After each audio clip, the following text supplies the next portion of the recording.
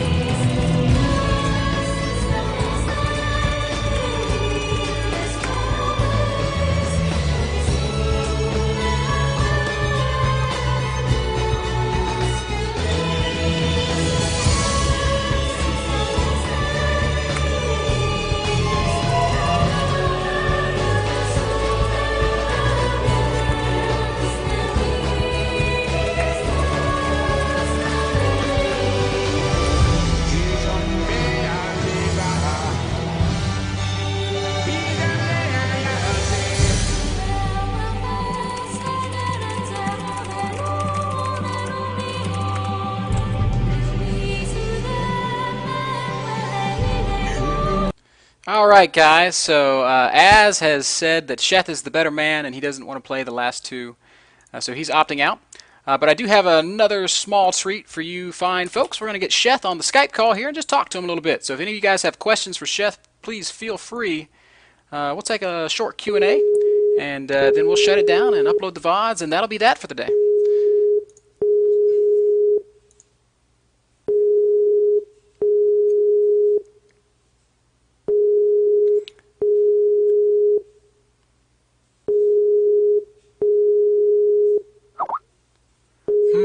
Beep, beep, beep, beep. No, he's typing to me.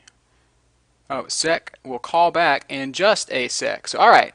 So he says he's going to call us back. Here's the thing, guys. Shoot me some questions for Sheth. I would love to have some questions from our audience. We'll take, I don't know, 10 or so questions from you guys. I'll take the 10 best ones. Email those to bitter.stream@gmail.com. bitter.stream@gmail.com. Send me those questions, and I will ask away. Here's the call. Hello, Sheth. Hey, how's it going, Mr. Bitter? Going very well. Congrats on 3 very well played games, sir. Thank you. What was going through your head in Zelnaga when you saw those cannons behind your natural? Well, it was right after I ran all my lings into his base. Okay. So I was kind of feeling like, okay, glad I ran those lings. That was probe, so. that was a frantic moment, man. So that was whew, man. Yeah, I really, a lot of people were saying that they thought those games might be a little one-sided. I honestly expected them to be closer. Az is a really good player, but you just seem to have his number today. How comfortable are you playing against these fast Nexus builds? Because you didn't seem to bat an eye at it. And I got to tell you, as a Zerg player, I feel like when I'm playing against a Protoss who secures that fast expansion, I'm just dead. It's an uphill battle that I can't win. Gotcha. Well, it really doesn't bother me much. I mean, the third game I did a cheese that I really didn't expect to do that much, but it did a lot of damage. And then the first game, my lings just ran by because you really can't fast expand on Zelnaga without, at least on MLG version, you really can't. Yeah. I mean, you could, I guess, if you killed one of the supply depot with your cannon, but I mean, that's really complicated. And he didn't do it, so. Yeah, I think had he maybe spotted the lings and then blocked the ramp with all of his probes, he might have been okay. Yeah. But yeah. It wasn't meant to be.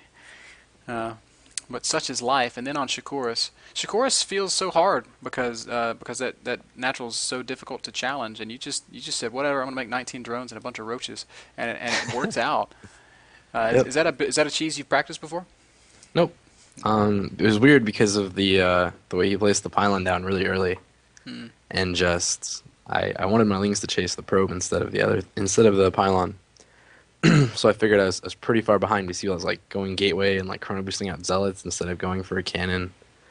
And I was like, well, if you're gonna go gateway first and make a bunch of zealots, because he made like 3, I was like, well, I'll just go roaches, kill that, and see what little pressure I can do while I macro behind it. It was all just reactionary, pretty much. Cool, man. So something that everybody seems to be kind of blown away by is just how much you like to drone. Yes, Like drones are good. that last game, the one on Shakuras, you managed to snipe the cyber core, and that really delayed his timing. I'm thinking that had you not managed to take out the cybernetics, that push he made might have been a lot harder to deal with. I mean, certainly it would have been harder to deal with. Oh yeah. But the thing that really blew me away is that you managed to still get like 75 drones out before it came. That's just incredible. How are you so comfortable droning with that kind of pressure coming your way? And how can other Zerg players kind of learn to adopt that mindset? Well, I did a big show on this sort of issue, this same sort of ZVP, how you make a bunch of drones versus pressure. I actually did it with someone, forget who it was. It was actually you, Mr. Rivers. Yeah, So, we talked about it. We talked about it for sure. a lot of it's just, I feel like I can make roaches and I can make hydras and just throw down whatever I need to in order to be safe.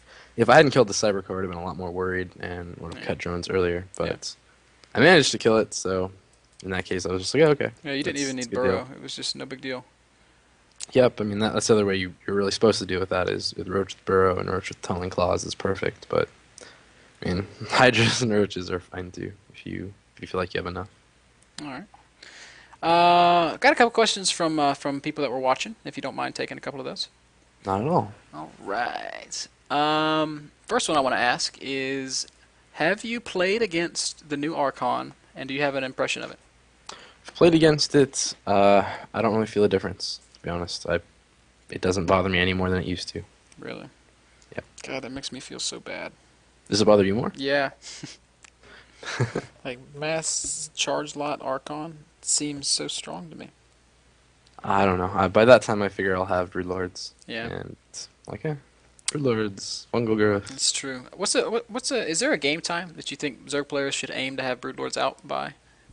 No, I mean just make sure you're safe. Make sure you put some pressure on if you can with dropships and hydras and roaches or lings and banelings, and then transition into Broodlords on your second remax, but never really do your first max on Broodlords, or at least I don't. The whole thing that charges all of your play though is that huge economy that you establish so quickly. And it seems like there's so many things that can happen early. And I know we talked about it for 2 hours just a week ago. But Yep. I don't know, man. I need Sheth game sense. It's all about knowing when you need to scout, checking on their unit composition.